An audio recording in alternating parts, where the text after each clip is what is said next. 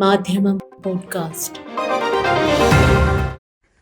മാധ്യമം editorial 2026 March 12 വ്യാഴം. 2.5 നൂറ്റാണ്ടിന്റെ രാജഭരണത്തിനു ശേഷം 2008 ജനാധിപത്യ റിപ്പബ്ലിക്കായ നേപ്പാളിൽ പല തെരഞ്ഞെടുപ്പുകൾ നടന്നുവെങ്കിലും സ്ഥിരതയുള്ള ഒരു സർക്കാർ ഭരണം നടത്തിയിട്ടില്ല എന്ന് വ്യക്തമാക്കുന്നതാണ് ഇന്നത്തെ എഡിറ്റോറിയൽ. കാഠ്മണ്ഡുവിലെ താരോദയവും തലമുറ മാറ്റവും. അയൽ രാജ്യമായ നേപ്പാളിൽ ഈ മാസം 5-ന് ഇടക്കാല പ്രധാനമന്ത്രി സുശീല കാർക്കിയുടെ ഭരണത്തിന് കീഴിൽ നടന്ന പാർലമെന്റ് തെരഞ്ഞെടുപ്പിൽ രാഷ്ട്രീയ സ്വതന്ത്ര പാർട്ടി അഥവാ RSP എന്ന താരതമ്യേന പുതിയ രാഷ്ട്രീയ കക്ഷിക്ക് ഗണ്യമായ ഭൂരിപക്ഷം ലഭിക്കുകയും പുതിയ സർക്കാർ രൂപവൽക്കരിക്കുമെന്ന് ഏതാണ്ട് ഉറപ്പാവുകയും ചെയ്തിരിക്കുന്നു. 275 സീറ്റുകളുള്ള പാർലമെന്റിലേക്ക് 165 സീറ്റുകൾ സ്ഥാനാർത്ഥികൾ നേരിട്ട് മത്സരിക്കുന്ന നിയോജക മണ്ഡലങ്ങളിലൂടെയും 110 സീറ്റുകൾ വോട്ടുകളുടെ അനുപാതമനുസരിച്ച് കക്ഷികൾക്ക് വീതം വെക്കുന്നതിലൂടെയും ലഭിക്കുന്നതാണ് അവിടുത്തെ പാർലമെന്റ് സംവിധാനം. ഔദ്യോഗിക പ്രഖ്യാപനം വന്നിട്ടില്ലെങ്കിലും നേരിട്ടുള്ള 165 സീറ്റുകളിൽ RSP 125 എണ്ണം നേടുകയും ആനുപാതിക പ്രാതിനിധ്യത്തിൽ 50 സീറ്റെങ്കിലും ലഭിക്കും എന്ന് പ്രതീക്ഷിക്കുകയും ചെയ്യുന്ന അവസ്ഥയിൽ യുവനേതാവ് ബാലേന്ദ്ര ഷായുടെ നേതൃത്വത്തിൽ RSP തന്നെ ഭരണത്തിനൊരുങ്ങുകയാണ്. 35-കാരനായ ബാലേന്ദ്ര ഷായുടെ കരങ്ങളിലേക്ക് ഭരണച്ചുക്കാൻ കൈമാറുമ്പോൾ നേപ്പാളിൽ അത് ഒരു തലമുറ മാറ്റത്തിന്റെ കാഹളം കൂടിയാവും. പലതവണയായി ഭരണത്തിലിരിക്കുകയും പുറത്തു നിൽക്കുകയും ചെയ്ത 74-കാരനായ KP ശർമ്മ ഓലിയിൽ നിന്നാണ് സെപ്റ്റംബറിൽ നടന്ന ജെൻസി യുവജന പ്രക്ഷോഭത്തിലൂടെ വമ്പിച്ച ജനപിന്തുണ നേടിയ ബാലേന്റെ താരോദയം. ഈ തെരഞ്ഞെടുപ്പിലൂടെ നേപ്പാളിൽ ജനാധിപത്യ രീതിയിലുള്ള രാഷ്ട്രീയ ഭദ്രത കൈവരുമോ എന്നാണ് എല്ലാവരും ഉറ്റുനോക്കുന്നത്.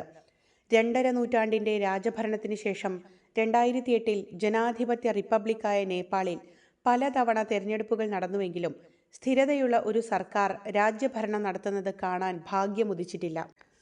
1990 ബഹുകക്ഷി സമ്പ്രദായം പുനഃസ്ഥാപിക്കപ്പെട്ട ശേഷം പ്രധാന കക്ഷികളായ ഷേർ ബഹാദൂർ ദ്യൂബ നയിച്ച നേപ്പാളി കോൺഗ്രസ്, KP ശർമ്മ ഓലി നയിച്ച കമ്മ്യൂണിസ്റ്റ് പാർട്ടി ഓഫ് നേപ്പാൾ അഥവാ unified Marxist Leninist, Pushpa Kamal Dahal Prachanda നയിച്ച കമ്മ്യൂണിസ്റ്റ് പാർട്ടി ഓഫ് നേപ്പാൾ അഥവാ മാവോയിസ്റ്റ് സെന്റർ എന്നിവരിൽ ആർക്കും ഭദ്രമായ ഭരണം സ്ഥാപിക്കാൻ സാധിച്ചിട്ടില്ല. തെരഞ്ഞെടുപ്പിൽ ലഭിച്ച ഭൂരിപക്ഷത്തിന്റെ കുറവായിരുന്നില്ല പ്രശ്നം. 2017 തെരഞ്ഞെടുപ്പ് നടന്നപ്പോൾ 2 കമ്മ്യൂണിസ്റ്റ് പാർട്ടികളും ചേർന്നുണ്ടാക്കിയ സഖ്യം 3/2 ഭൂരിപക്ഷം നേടിയതായിരുന്നു. പക്ഷേ 2021 സഖ്യം പൊളിഞ്ഞതോടെ നേപ്പാൾ വീണ്ടും രാഷ്ട്രീയ അനിശ്ചിതത്വത്തിലേക്ക് നീങ്ങി. അങ്ങനെ ഭരണം ജീർണിച്ച ഘട്ടത്തിലാണ് 2022 കാഠ്മണ്ഡു മേയർ തെരഞ്ഞെടുപ്പിലൂടെ സ്വതന്ത്ര സ്ഥാനാർത്ഥിയായി മത്സരിച്ച ബാലേൻ ഷാ രാഷ്ട്രീയ മണ്ഡലത്തിൽ താരമായി വരുന്നത്. റാപ്പർ എന്ന കീർത്തിയുണ്ടായിരുന്ന ഈ സിവിൽ എഞ്ചിനീയർ പാടിയ നേരമായി വ്യാജ നേതാക്കളെ, കളി കഴിഞ്ഞു, മാർച്ച് 5-ന് ഞങ്ങൾ മണിമുഴക്കും തുടങ്ങിയ ഗീതങ്ങളിലധികവും അഴിമതിക്കും അസമത്വങ്ങൾക്കും എതിരെയുള്ളവയായിരുന്നു. 3 കോടി വരുന്ന നേപ്പാൾ ജനസംഖ്യയിൽ 40% 35-ന് താഴെ പ്രായമുള്ളവരായിരുന്നു. 75 പേർ മരണപ്പെട്ട രക്തരൂക്ഷിത സെപ്റ്റംബർ പ്രക്ഷോഭത്തിന്റെ മുൻപന്തിയിൽ. പ്രക്ഷോഭകർക്കു കൂടി സ്വീകാര്യമായ ജനസമ്മതി കൊണ്ടുതന്നെയാണ് 4 തവണ പ്രധാനമന്ത്രിയായ ഓലിയെ സ്വന്തം തട്ടകത്തിൽ 50,000-ൽ പരം വോട്ടിന് പരാജയപ്പെടുത്തിയത്. തലസ്ഥാനത്തിന്റെ മേയർ എന്ന നിലയിൽ വരുത്തിയ പരിഷ്കരണങ്ങളിലൂടെ ഏറെ അംഗീകാരവും അല്പം വിമർശനവും നേടിയിരുന്നു ബാലേന്ദ്ര ഷാ.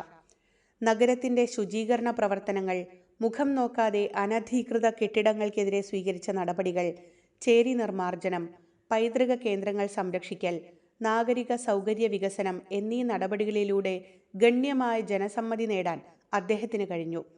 ഒപ്പം ദരിദ്രർക്കെതിരാണ് ഷാ എന്ന അപഖ്യാതിയും മനുഷ്യാവകാശ ലംഘനാരോപണങ്ങളും വന്നു. പക്ഷേ തെരഞ്ഞെടുപ്പ് വന്നപ്പോൾ ഒരതിരുവരെ നിഷ്ക്രിയമായിരുന്ന ഓലിക്കെതിരെ വേണ്ടതിലധികം ജനപിന്തുണ കിട്ടി അദ്ദേഹത്തിനും RSPക്കും. ജെൻസി പ്രക്ഷോഭകർക്കും അവരെ പിന്തുണച്ച ബഹുഭൂരിപക്ഷത്തിനും ഷാ സ്വീകാര്യനായതും ഇത്തരം പ്രതീക്ഷ ജനിപ്പിച്ചതുകൊണ്ടാണ്. തൊഴിലിന് വിദേശത്തേക്ക് പോകേണ്ടി വരുന്ന നേപ്പാളി ജനതയുടെ കുടിയേറ്റത്തിന് തടയിടാൻ രാജ്യത്ത് 1.2 ദശലക്ഷം തൊഴിലവസരങ്ങൾ സൃഷ്ടിക്കും എന്ന വാഗ്ദാനവും നൽകുന്നുണ്ട് RSP.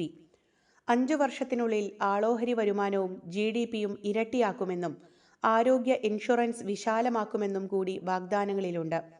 ജനപിന്തുണയുടെ ബലത്തിൽ അഴിമതിയില്ലാത്ത വികസനം ഉറപ്പുവരുത്താൻ ബാലേന്ദ്ര ഷായ്ക്ക് സാധിക്കുമോ എന്നാണ് നേപ്പാളി ജനതയ്ക്ക് ഇനി അറിയേണ്ടത്. നിയമവാഴ്ചയും സമാധാനവും അടിസ്ഥാന സൗകര്യ വികസനവും സാധിച്ചാൽ വിനോദസഞ്ചാരികളുടെ ആകർഷണങ്ങളിൽ പ്രമുഖ സ്ഥാനത്തെത്താൻ കഴിയുന്നതാണ് ഹിമാലയൻ രാജ്യമായ നേപ്പാളിന്റെ ഭൂപ്രകൃതി. എവറസ്റ്റ് ഉൾപ്പെടെ ലോകത്തിലെ ഏറ്റവും വലിയ 10 കൊടുമുടികളിൽ 8 എണ്ണവും നിലകൊള്ളുന്ന നേപ്പാളിന് പർവ്വത ആരോഹകരുടെ പറുദീസയാവാനും കെൽപ്പുണ്ട്. എന്നാൽ കടൽ തീരമില്ലാത്ത രാജ്യം എന്ന നിലയിൽ അയൽപക്ക രാഷ്ട്രങ്ങളുമായുള്ള നല്ല ബന്ധങ്ങളും നിർണായകമാണ്. ഇന്ത്യക്കും ചൈനയ്ക്കുമിടയിലുള്ള പ്രദേശമായതുകൊണ്ട് ചില കാര്യങ്ങളിലെങ്കിലും ചൈനയുടെ നേപ്പാൾ ബന്ധം ഇന്ത്യയുടെ ശ്രദ്ധയർഹിക്കുന്ന വിഷയമാണ്. പല കാര്യങ്ങളും കാഠ്മണ്ഡുവിലെ ഭരണകൂടത്തിന്റെ ഭദ്രതയെയും സൽഭരണത്തെയും ആശ്രയിച്ചിരിക്കുന്നു.